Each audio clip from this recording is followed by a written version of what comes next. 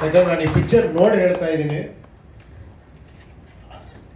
ಏನೋ ಎಷ್ಟೋ ಸಿನಿಮಾ ಮಾಡಿ ಏನೋ ಪರ್ಫಾರ್ಮರ್ಸ್ ಅಂತಾರೆ, ಎಷ್ಟು ಚೆನ್ನಾಗಿ ಆ್ಯಕ್ಟ್ ಮಾಡಿದ್ಯಮ್ಮ ನೀವು, ನಿಜವಾಗ್ಲು ಆ್ಯಕ್ಟೇ ಮಾಡದೆ ಆ್ಯಕ್ಟ್ ಮಾಡಿದ್ದೀರಾ ನೀವಿಬ್ರು, ಅಷ್ಟು ಅದ್ಭುತ. ಈಗ ನೋಡಿದ್ರೆ ಗೊತ್ತಾಗತ್ತೆ ನಿಮಗೆ. ಏನು ಹೇಳಿ, ಅಂದ್ಕೊಂಡಿರಲಿಲ್ಲ ನಿಮ್ಮ ಅಪ್ಪ ಇರಬೇಕಾಗಿತ್ತು, ಇದನ್ನ ನೋಡಬೇಕಾಗಿತ್ತು. ಎಷ್ಟೇ ಪಡೋರು ಖಂಡಿತ ಮೇಲಿಂದ ನೋಡಿ ಅಷ್ಟೇ ಆಶೀರ್ವಾದ ಮಾಡ್ತಾ ಇರ್ತಾರೆ. ಮೊದಲನೇದಾಗಿ ನಾನು ಕಾಶಿ ಸರ್ ಬಗ್ಗೆ ಮಾತಾಡಬೇಕು. ಇವತ್ತು ನಾನು ಇಲ್ಲಿದ್ದೀನಿ ಅಂತ ಕಾರಣನೇ ಕಾಶಿ ಸರ್ ಅವರು.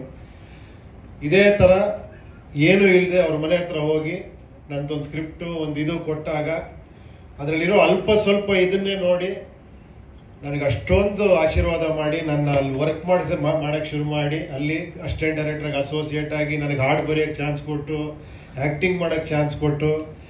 ನಿಜ ಹೇಳ್ಬೇಕಾದ್ರೆ ಇವತ್ತಿಗೂ ಒಂದು ಮಾತು ಹೇಳ್ತೀನಿ, ಒಂದು ಟೈಟ್ಲ್ ಕಾರ್ಡ್ ನನಗೆ ಮಿಸ್ ಆಗಿಬಿಟ್ಟಿತ್ತು. ಎಲ್ಲ ಟೈಟ್ಲ್ ಕಾರ್ಡ್ ಹಾಕ್ತಿದ್ದಾರೆ, ನಾನು ಅದ್ರಲ್ಲಿ ಆ್ಯಕ್ಟ್ ಮಾಡಿದ್ದೀನಿ, ಹಾಡು ಬರೆದಿದ್ದೀನಿ, ಎಲ್ಲ ಆಗಿದೆ. ಬಟ್ ನನ್ನ ಟೈಟ್ಲ್ ಕಾರ್ಡ್ ಬರ್ತಾ ಇಲ್ಲ. ನಾನು ಇಲ್ಲಿ ಕೇಳೋಣ ಅಂದರೆ ನನಗೊಂಥರ ಹೆಂಗೆ ಕೇಳೋದು ಅಂತ ಸುಮ್ಮನೆ ಆಗ್ಬಿಟ್ಟೆ. ಆಮೇಲೆ ಕಾಶಿ ಸರ್ ನೋಡ್ಬಿಟ್ಟು ಆ ಟೈಮಲ್ಲಿ ಮತ್ತೆ ಆ್ಯಡ್ ಮಾಡೋಕ್ಕಾಗ್ತಿರ್ಲಿಲ್ಲ. ಶೂಟ್ ಮಾಡಿ ನನ್ನ ಸಪ್ರೇಟ್ ಟೈಟ್ಲ್ ಕಾರ್ಡ್ ಫಸ್ಟ್ ಸಿನಿಮಾಲಿ ಹಾಕ್ತಾರೆ, ಅನಂತರ ಒಂಥರ ನಿಮ್ಗೆ ಜ್ಞಾಪಕ ಇರ್ಬೋದು, ಹೊಸ ಪರಿಚಯ ಅಂತ. ಅಷ್ಟು ದೊಡ್ಡ ಹೃದಯ ಅವರು. ಅವ್ರ ಬಗ್ಗೆ ಇನ್ನೊಂದು ವಿಷಯ ನಿನಗೆ ಗೊತ್ತಿದೆಯಲ್ಲ, ನಾನು ಹೇಳ್ಬಿಡ್ತೀನಿ. ನಾನು ನೋಡಿರೋ ಅಂಥ ಇದು, ಯಾಕಂದರೆ ನಿನ್ನ ಆ್ಯಕ್ಷನ್ ನೋಡಿದಾಗ ಅನ್ನಿಸ್ತು ಇದು ಎಲ್ಲಿಂದ ಬಂತು ಅಂತ. ಎಲ್ಲರೂ ಕಾಶಿ ಸರ್ನ ಬೇರೆ ಥರ, ಅವ್ರ ಇಮೇಜೇ ಬೇರೆ ಥರ ಅಂತೆಲ್ಲ ಅಂದ್ಕೊಂಡಿದ್ದಾರೆ. ಏನು ಹೇಳಿ, ಅವ್ರು ಮಾಡೋ ಸಿನಿಮಾಗಳು ಭಾಳ ಡಿಫ್ರೆಂಟಾಗಿ, ಭಾಳ ಕಾಮಿಡಿಯಾಗಿ, ಅವರ ಕ್ಯಾರೆಕ್ಟರ್ ಕರೆಕ್ಟಾಗಿ ಸಿನಿಮಾಗಳು ಮಾಡಿದ್ರು. ಬಟ್ ರಿಯಲ್ ಕ್ಯಾರೆಕ್ಟರ್ ಅವ್ರದ್ದು ಹೆಂಗಿತ್ತು ಅಂದರೆ, ಒಂದು ಸತಿ ನಾನು ಅವ್ರ ಜೊತೆ ಕೂತಿದ್ದೀನಿ, ನಾವಿಬ್ಬರೇ ಇದ್ವಿ ಅವತ್ತು. ಆಶ್ಚರ್ಯ ಯಾರೂ ಇರಲಿಲ್ಲ. ಯಾರೋ ಒಬ್ಬ ಬಂದ, ಯಾರೋ ಟೆಕ್ನಿಷಿಯನ್ನೇ, ಸಿನಿಮಾಲಿ ವರ್ಕ್ ಮಾಡೋಣ, ಸ್ವಲ್ಪ ಖರಾಬಾಗಿದ್ದ. ಬಂದು ಎದುರುಗಡೆ ಕೂತ್ಕೊಂಡು ನನಗೆ 25,000ನೋ 50,000ನೋ ಕೊಡ್ಬೇಕು ನೀವು ಅಂದ. ಯಾಕೆ ಅಂದ. ಕೊಡಬೇಕಷ್ಟೇ ಅಂದ. ಹಾಂ, ಏನಿವಾಗ ಕೊಡಲ್ಲ ನಾನು ಅಂದರು. ಅವನು ತೆಗೆದು ಒಂದು ಬಾಟ್ಲಿ ಹಿಂಗಿಟ್ಟ, ಇದು ಆ್ಯಸಿಡ್, ನಾಳೆ ನಾನು 10:00 ಬರ್ತೀನಿ, ನೀವು ಕೊಡಲಿಲ್ಲ ಅಂದರೆ ಇದನ್ನು ಹಾಕ್ತೀನಿ ಅಂತ ಹಂಗೆ ಹೊಟ್ಟೋದ.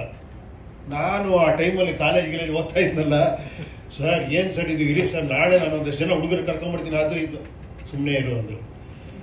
ಸುಮ್ಮನೆ ಇರು, ಈ ತಲೆ ಕೆಡಿಸ್ಕೊಂಬೇಡ, ನಾಳೆ ಬಾಗಿಲು ತೆಗೆದೇ ಇರುತ್ತೆ, ಗೇಟ್ ತೆಗೆದೇ ಇರುತ್ತೆ, ಅವ್ನು ಬರಲಿ, ನೀನೇನು ತಲೆ ಕೆಡ್ಕೊಂಡು. ಸರ್ ಹೆಂಗೆ ಸರ್, ನೀನು ಸುಮ್ಮನೆ ಇರು, ನೀನು ನನ್ನ ಜೊತೆ ಕೂತ್ಕೊಂಬೇಡ, ದೂರದಿಂದ ನೋಡು ಅಂದರು. ಮಾರನೇ ದಿನ ಅವ್ನು ಕರೆಕ್ಟಾಗಿ ಹೇಳಿ ಟೈಮ್ಗೆ 10:00 ಬಂದ. ಅದೇ ಬಾಟ್ಲ್ ಹಂಗಿಟ್ಟ, ಸರ್ ದುಡ್ಡು ಅಂದ. ಕೊಡಲ್ಲ ಅಂದರು. ಏನಕ್ಕೆ ಕೊಡಬೇಕಪ್ಪ, ನೀನೇನು ವರ್ಕ್ ಮಾಡಿದ್ಯಾ, ನೀನೇನು ಇದು ಮಾಡಿದ್ಯಾ, ನೀನು ಏನಕ್ಕೆ ಕೊಡಬೇಕು, ಕೊಡಲ್ಲ. ಅವ್ನು ಹಿಂಗೆ ನೋಡ್ದ, ಒಂದು ಸೆಕ್ಯೂರಿಟಿ ಇಲ್ಲ, ಯಾರೂ ಜೊತೆಲಿಲ್ಲ, ಒಬ್ಬರೇ ಕೂತಿದ್ರು. ಅವನಿಗೆ ಮುಖ ನೋಡ್ದ, ಹೋದ. ಹೀರೋಯಿಸಮ್ ಅಂದರೆ ಇದಲ್ವಾ ಹೀರೋಯಿಸಮ್ಮು? ಆ ಧೈರ್ಯ ಇದೆಯಲ್ಲ, ಏನು ಹೇಳಿ, ಒಬ್ಬರೇ ಕೂತ್ಕೊಳ್ಳೋದಕ್ಕೆ. ಅವ್ನು ಹೆಂಗಿದ್ದು ಅಂದರೆ ಖರಾಬಾಗಿ ಅವನು ಹೇಳಕ್ಕೆ ಆಗಲ್ಲ, ಅವ್ನು ಇಟ್ಟು ತೋರಿಸ್ತಾ ಇದ್ದಾನೆ. ಅರ್ಥ ಆಯ್ತಾ? ಎಂಥ ಗ್ರೇಟ್ ನಿಮ್ಮಪ್ಪ ಅನ್ನೋದಕ್ಕೆ. ಇವತ್ತು ನಿನ್ನ ಆ್ಯಕ್ಷನ್ ನೋಡಿದ್ರೆ ನನಗೆ ಅನ್ನಿಸ್ತದೆ ಎಲ್ಲಿಂದ ಬಂತು ಅಂತ. ಎಷ್ಟು ಅದ್ಭುತವಾಗಿ ಮಾಡಿದ್ಯಪ್ಪ ಆ್ಯಕ್ಷನ್, ನಿಜವಾಗ್ಲು. ನಿಮ್ಗೆಲ್ಲ ಅನ್ಸಿರ್ಬೇಕಲ್ಲ, ಎಗ್ಗರ್ಸ್ ಹೊಡಿಯೋದು ಗಿಡಿಯೋದು. ಎಲ್ಲದಕ್ಕಿಂತ ಒಂದು ಸ್ಪೆಷಲ್ ಹೇಳ್ತೀನಿ, ಈ ಚಿತ್ರ ಕ್ಲೈಮ್ಯಾಕ್ಸ್ ನೋಡ್ಬೇಕು ನೀವು, ಹೃದಯ ಕಿತ್ಕೊಂಡ್ಬಂದ್ಬಿಡುತ್ತೆ ನಿಜವಾಗ್ಲು. ನಾನು ಅಷ್ಟು ಫೀಲ್ ಮಾಡ್ಬಿಟ್ಟೆ. ಲಾಸ್ಟ್ ಒಂದು 10-15 ಮಿನಿಟ್ಸು ಏನು ಅದ್ಭುತವಾಗಿ ಮಾಡಿದ್ದೀರಾ ನೀವು. ಅದೇನು ಆ್ಯಕ್ಷನ್ ಮಾಡಿದ್ಯಾ, photography, making, everything is extraordinary. ಈ ಸಿನಿಮಾನ ದಯವಿಟ್ಟು ಎಲ್ಲ ಲ್ಯಾಂಗ್ವೇಜಲ್ಲಿ ಮಾಡಿ ಸ್ವಾಮಿ, ನಿಜವಾಗ್ಲು ಖಂಡಿತ. ಯಾಕಂದ್ರೆ ಇಂಥ ಸಿನಿಮಾಗೆ ಎನ್ಕರೇಜ್ ಮಾಡಬೇಕು. ನಾನಲ್ಲಿ ಇರ್ಬೇಕಾದ್ರೆ ನಾನು ಚಿಕ್ಕ ಹುಡುಗ ಓಡಾಡ್ಕೊಂಡಿರ್ತಿದ್ದ, ಕಲ್ಪನೆನೂ ಮಾಡ್ಕೊಳಕ್ಕಾಗಲ್ಲ. ಇವಾಗ ನೀನು ಇಂಥ ಸಿನಿಮಾನ, ಈ ಥರ ಆ್ಯಕ್ಷನ್ನು, ಇಷ್ಟು ಅದ್ಭುತವಾದ ಪರ್ಫಾರ್ಮೆನ್ಸ್ ನಿನ್ನೊಳಗಿದ್ದಾನೆ ಅಂತ ಖಂಡಿತ ಅನ್ಕೊಂಡಿರಲಿಲ್ಲಪ್ಪ. ನಾನು ಕಾಶಿನಾಥ್ ಮಗ ಅಂತ ಹೇಳ್ತಿಲ್ಲ, ನಿಜವಾಗ್ಲು ಹೃದಯ ತುಂಬಿ ಹೇಳ್ತಾ ಇದ್ದೀನಿ. ನೀವು ಅಷ್ಟೇ ತುಂಬ ಚೆನ್ನಾಗಿ, ಅದೇನೋ ಹೇಳ್ತಾರಲ್ಲ, ಅದೇನೋ ಮನೋಜ್ಞ ಅಭಿನಯ, ಅದೇನೋ ಅಷ್ಟು ಚೆನ್ನಾಗಿ ಮಾಡಿದ್ರೆ, ಅಷ್ಟು ಚೆನ್ನಾಗಿ ಕಾಣಿಸ್ತೀರ ಸ್ಕ್ರೀನಲ್ಲಿ. ತುಂಬ ಚೆನ್ನಾಗಿದೆ. ಇವರು ಅಷ್ಟೇ ಒಳ್ಳೆ ಎಂಟ್ರಿ ಕೊಟ್ಟರೆ ಒಳ್ಳೆ ಸ್ಟಾರ್ ಥರ ಎಂಟ್ರಿ ಕೊಡ್ತಾರೆ. ಅದೆಲ್ಲ ಡೈರೆಕ್ಟ್ರಿಗೆ ಕ್ರೆಡಿಟ್ ಹೋಗ್ಬೇಕು. ತುಂಬ ಚೆನ್ನಾಗಿ ಮಾಡಿದ್ರು. ಎಲ್ಲಿ ಡೈರೆಕ್ಟ್ರ್ ಇಲ್ಲೇ ಇದ್ದಾರಲ್ಲ, ಹೌದಾ? ಓ ನಮಸ್ಕಾರ. ಓಕೆ.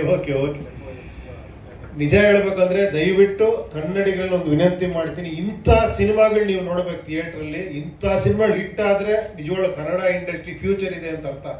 ಯಾಕಂದ್ರೆ ಇಂಥವ್ರು ಬರಬೇಕು, ಆಡಬೇಕು ಇಂಡಸ್ಟ್ರಿ. ನೀವೆಲ್ಲ ನಿಜವಾಗ್ಲಪ್ಪ ಹೃದಯಪೂರ್ವಕವಾಗಿ ಹೇಳ್ತಾ ಇದ್ದೀನಿ.